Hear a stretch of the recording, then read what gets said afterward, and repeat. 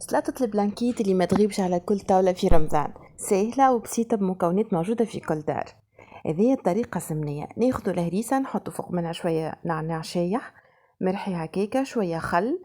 انا زادا هوني زدت شوية تونة ثوم ما صورتوش، نخلطوهم هكايا ونزيدو نبدو بشوية الماء باش تبدا الكونسيستانس نتاعها ماهيش جارية وماهيش زادا عاقدة، خاطر الخبز بايت دونك لازم يشرب شوية، يعني يشرب ويبدا يشد روحه موش يبدا هكا يطرى. نخلطو هونيا ونقعدو نشوفو حتى نلقاو الكونستانس اللي نحبو عليها.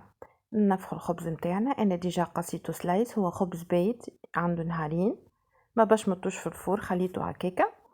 نحطو لي ترونش نتاعنا كل هكاكا ونكملو بالطريقه هذه. هونيا نجيو ناخذ سلطه مشويه دو بريفيرونس، اللي ما يحبهاش حاره تبدا سلطه مش حاره، واللي يحبها موزوزه يعمل سلطه موزوزه، كل واحد شنو يحب. انا هوني سلطه ماهيش حاره برشا، موزوزه شويه تونه. نحطو فوق الكوش هذيك سلطه مشويه، تبدا مفوحه بزيت زيتونه وثوم وشويه كرويه، ومن بعد نجي نزينو هونيا بالطريقه نحبو عليها.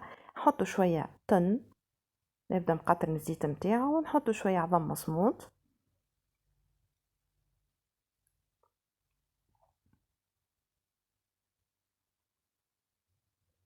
وشويه زيتون سلايس، وهوني حطيت طوماط سوريس، كان فما جبن زي نجمو نزيدو شويه جبن. وهكايا السلطه نتاعنا حضرت بنينه وما تغيبش على اي طاوله في رمضان. وتوا نقولكم شهيه طيبه.